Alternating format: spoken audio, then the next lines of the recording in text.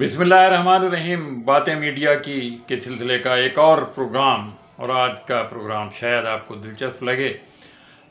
یہ پروگرام مشہور افسانہ نگار پاکستان کے ابتدائی دور کے سعادت حسن منٹو کے ایک مقدمے سے متعلق ہے، اور یہ مقدمہ ان کے ایک افسانے پر فحش نگاری کے الزام میں کراچی میں مہدی علی صدیقی جو ڈسٹرکٹ اینڈ سیشن جج تھے ان کی عدالت میں چلا تھا، اور یہیں سے مہدی علی صدیقی صاحب کی ادبی شہرت کا آغاز ہوا تھا۔ مہدی صاحب نے اس مقدمے کے کافی عرصے کے بعد ایک مضمون لکھا تھا۔ آج وہ مضمون اور پھر سعادت حسن منٹو کا ایک خط، بلکہ ایک انتساب انہوں نے اپنے ایک مجموعے کا کیا تھا مہدی علی صدیقی کے نام، وہ آپ کی خدمت میں پیش کیا جائے گا۔ مہدی صاحب اپنے مضمون میں، جس کا نام عنوان تھا منٹو کا مقدمہ، یہ سن 53 کا ابتدائی زمانہ تھا۔ میں اپنے کام میں مصروف تھا، اجلاس اہل معاملہ سے بھرا ہوا تھا۔ اتنے میں میرے پیشکار نے مجھ سے کہا، ان صاحب کو اپنے کیس کی جلدی ہے۔ میں نے سر اٹھا کر دیکھا، ایک میانہ قد خود شکل آدمی، قدرے بیمار مگر زیادہ پریشان، شیروانی کے اوپر کے بٹن کھلے، گلے میں گلوبند لپٹا، کسی قدر پھنسی ہوئی اور رکتی ہوئی آواز میں مجھ سے مخاطب تھا، میں سعادت حسن منٹو ہوں، لاہور سے آیا ہوں، بہت بیمار ہوں، مجھے جرم کا اقبال ہے، جلد فیصلہ کر دیجیے۔ ایک اور صاحب منٹو کے پیچھے کھڑے تھے، بالکل اس طرح جیسے منٹو کو حراست میں لیے ہوئے۔ یہ ان کے ضامن تھے یا ضامن کے فرستادہ، تاکہ منٹو کو اپنے سامنے مقدمے سے فارغ کرا دیں۔ میں نے کہا، آپ لوگ تشریف رکھیے۔ منٹو نے کہا، جی۔ میں نے پھر کہا، آپ تشریف رکھیے۔ منٹو بادل ناخوافتہ پیشکار کے پیچھے بینچ پر بیٹھ گئے۔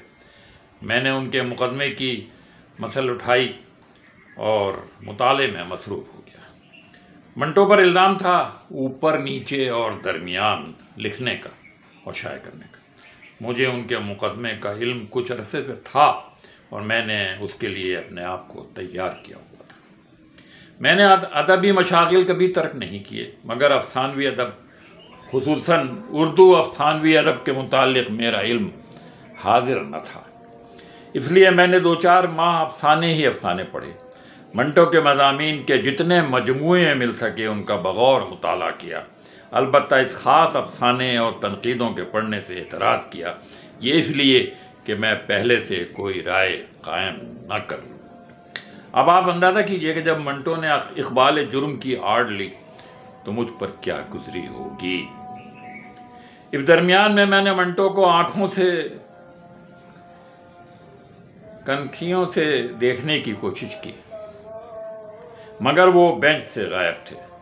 وہ بے تابی سے اجلاس کے باہر برآمدے میں ٹہل رہے تھے۔ پھر وہ اندر آئے اور کہنے لگے، میرا کیس ختم کیجئے۔ میں نے کہا، بہت اچھا، آپ تشریف تو رکھیے۔ یہ کہہ کر میں نے مقدمات سرسری کے رجسٹر کی خانہ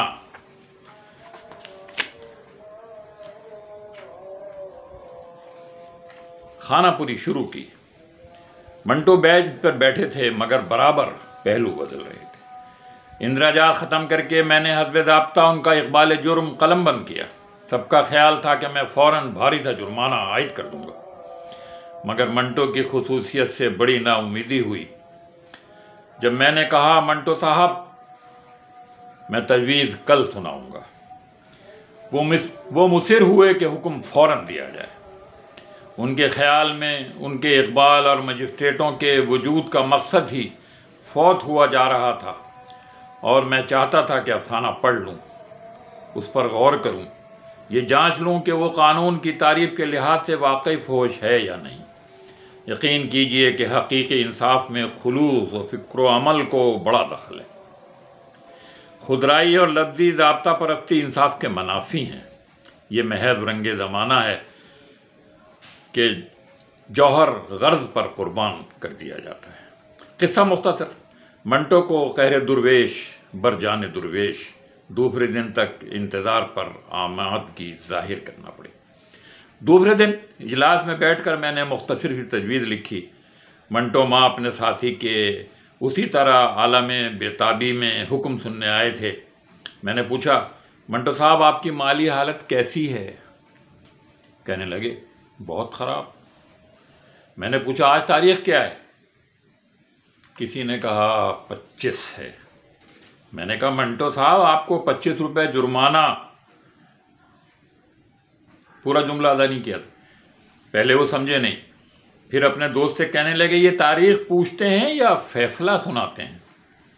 مگر ضامن صاحب زیادہ مستعد تھے، وہ فوراً جرمانہ ادا کر کے چلے گئے اور منٹو برآمدے میں ٹہلنے لگے۔ کچھ دیر بعد مجھے منٹو اور ان کے ساتھی پھر کمرے میں نظر آئے۔ میں نے کہا، ارشاد۔ ان کے ساتھی نے فرمایا، ہم لوگ آپ کو تکلیف دینے آئے۔ میں نے بلا کسی تکلف کے ان کی دعوت قبول کر لی۔ اجلاس میں بیٹھ کر کسی رسمی رد و قدح کا موقع نہیں رہتا، اور پھر میں خود منٹو سے بے تکلف ملاقات کا خواہش مند تھا، کیونکہ میری دانش میں منشی پریم چند کے بعد منٹو اردو کا سب سے بڑا افسانہ نگار تھا۔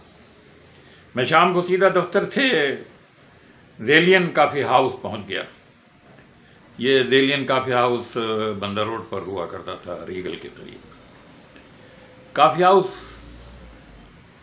کھچا کھچ بھرا ہوا تھا۔ میں سیڑھیوں کے قریب منتظر تھا کہ منٹو اور ان کے ساتھی آ گئے۔ منٹو سرخوش تھے، مگر بالکل ہوش میں۔ بات کرتے کرتے البتہ رک جاتے، مگر تسلسل کلام نہ ٹوٹتا۔ کبھی مجھ سے مخاطب ہوتے، کبھی بیچ میں اپنے ساتھیوں سے میرے اوپر تنقیدی جملے کہتے جاتے، مگر ہر لفظ خلوص میں ڈوبا، تصنع سے پاک تھا۔ دماغ اور خیالات میں کوئی محفوظات یا مغالطے پوشیدہ نہ تھے۔ گفتگو میں نہ مرغوب کرنے کی خواہش تھی، نہ مرغوب ہونے کی۔ اچھے کو اچھا اور برے کو برا کہنے میں کوئی باک نہیں تھا۔ انہوں نے اچھے اور برے کا جو معیار قائم کر رکھا تھا، وہ رسوم و قیود سے آزاد تھا، مگر تھا ایک مستقل معیار جو زمانے کے ساتھ بدلنے والا نہ تھا۔ غرض اس وقت مجھے اپنی عمر میں پہلی مرتبہ ایک حقیقت پرست، بے ریا اور بے باک بلند پایا آرٹسٹ کا ایسا نقشہ نظر آیا جو آج تک دل و دماغ میں محفوظ اور زندہ ہے اور زندگی بھر رہے گا۔ گفتگو طویل تھی مگر دلچسپ۔ کہنے لگے، آپ شراب نہیں پیتے؟ میں نے کہا، جی نہیں۔ ملا ہیں؟ جی نہیں، مسلمان ہوں۔ ہنسنے لگے۔ ان کے ساتھی نے میرے لیے کافی منگوائی۔ مجھے معلوم ہوا کہ یہ لوگ کسی بار سے دلچسپ صحبت چھوڑ کر محض میری خاطر کافی ہاؤس آئے ہیں۔ میں نے معذرت کی کہ دراصل میزبانی تو مجھے کرنی چاہیے تھی کہ میں مقامی آدمی ہوں۔ منٹو نے کہا، جی نہیں، آپ تو مہاجر معلوم ہوتے ہیں۔ میں نے کہا، پھر بھی ہوں تو میں کراچی میں۔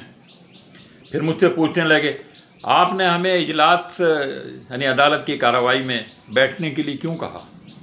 مجھ سے کسی مجسٹریٹ نے ایسا برتاؤ نہیں کیا۔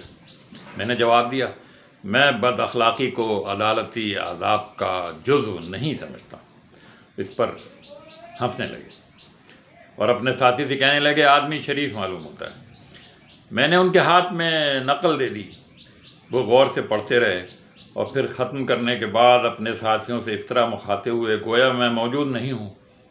پڑھا لکھا آدمی ہے، بہت پڑھا لکھا ہے۔ اچھا جی، آپ نے کہاں تک تعلیم پائی ہے؟ میں نے اپنی تعلیمی اسناد سنائی۔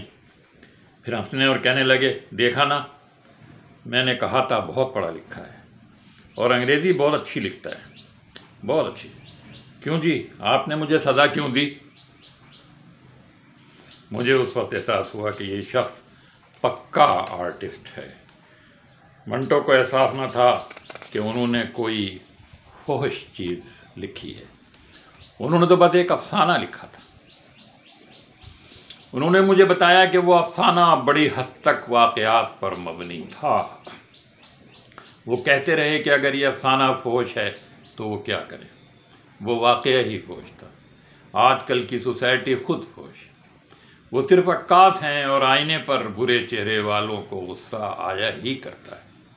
انہوں نے کہا انہوں نے ایک لفظ بھی فحش استعمال نہیں کیا، اور یہ بالکل امر واقعہ تھا۔ ان کی بحث کا جواب میں اسی جوش اور صراحت سے دینے کے لیے بالکل تیار نہ تھا۔ میں نے ٹالنے کے لیے کہا محض فحش الفاظ ہی معیار نہیں ہوتے۔ کہنے لگے پھر کیا معیار ہے؟ حقیقت چھپائی جائے؟ آپ مجھے سچ بولنے پر سزا دیتے ہیں۔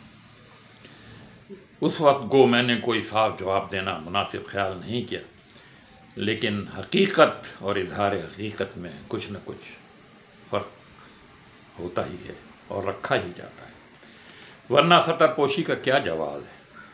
وظائف جنسی کی ادائی کے لیے انسان خلوت کیوں ڈھونڈتا ہے؟ رمزیت اور فنکارانہ متانت کو ادبی محاسن میں کیوں شمار کیا جاتا ہے؟ ادیب فوٹوگرافر نہیں، پینٹر ہوتا ہے۔ فوٹوگرافر بھی اعضاء اور افعال جنسی کی تصویریں نہیں لیتے پھرتے۔ میں نے انہیں پھر ٹال دیا۔ یہ میں آپ کو پھر کبھی بتاؤں گا کہ میں نے کیوں سزا دی۔ منٹو نے کہا آپ وعدہ کیجیے۔ میں نے کہا وعدہ ہے۔ میں منٹو کی زندگی میں یہ وعدہ پورا نہ کر سکا، مگر آج کر رہا ہوں۔ قانون یہ نہیں چاہتا کہ ادب اپنے تقاضوں کو یا مقاصد کو پورا نہ کرے۔ قانون یہی چاہتا ہے کہ ان مقاصد کو انسان کے لیے مفید ہونا چاہیے۔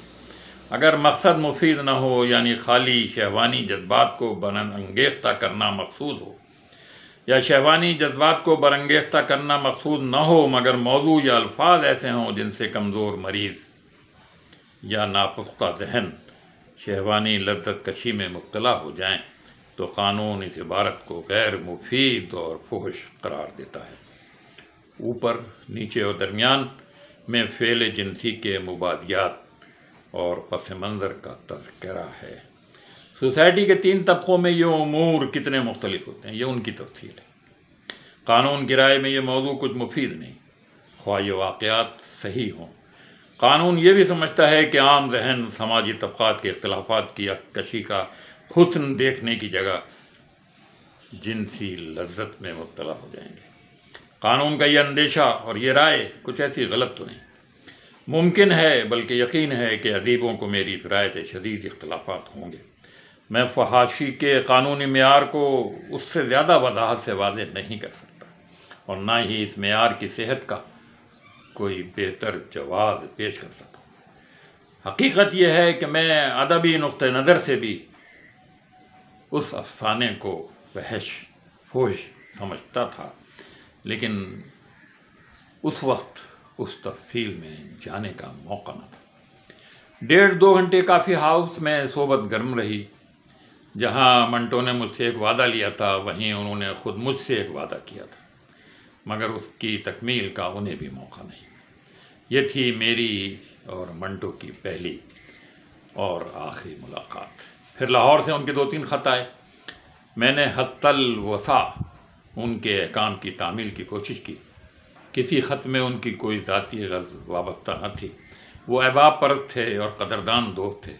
ان کے خط اسی سلسلے کے ہوتے تھے۔ ان کا آخری خط میرے نام 17 جنوری سن 1955 یعنی انتقال سے 1 دن پہلے کا لکھا ہوا ہے۔ یہ خط مجھے ان کے انتقال کے بعد ملا۔ منٹو کے اور میرے مختصر مگر پرخلوص تعلقات کی عزیز ترین نشانی ایک اور ہی چیز ہے۔ اوپر، نیچے اور درمیان کے مقدمے کا حال انہوں نے 5واں مقدمے کے عنوان سے نقوش میں لکھنا شروع کیا۔ اس کی صرف پہلی قسط چھپی تھی جس میں عدالت میں پہنچنے تک کا واقعہ آیا ہے۔ معلوم نہیں یہ مضمون وہ مکمل کر سکے یا نہیں۔ اس مضمون کے دوسرے حصے میں وہ یقیناً میری ذات سے متعلق اپنے خیالات ظاہر کرتے۔ میں نے پہلی قسط پڑھی تھی اور مجھے دوسری قسط کا انتظار رہا۔ اس انتظار کی مدت بڑھتی گئی۔ سن 1954 کے آخری زمانے میں مجھے معلوم ہوا کہ منٹو نے ایک تازہ مجموعہ مضامین شائع کیا ہے جس کا نام ہے اوپر، نیچے اور درمیان۔ مجھے حیرت بھی ہوئی اور خوشی بھی جب لوگوں نے بتایا کہ منٹو نے یہ مجموعہ میرے نام سے معنون کیا ہے، ان کی پرخلوص محبت اور بے تکلف اعتبار کا اس سے بہتر ثبوت ملنا مشکل ہے۔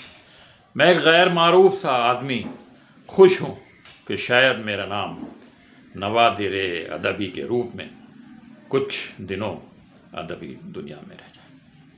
تو یہ تھا وہ مضمون جو ایک جج نے اپنے سامنے پیش ہونے والے ملزم سعادت حسن منٹو کے بارے میں لکھا۔ انور سعید کو اجازت دیجیے، اللہ حافظ۔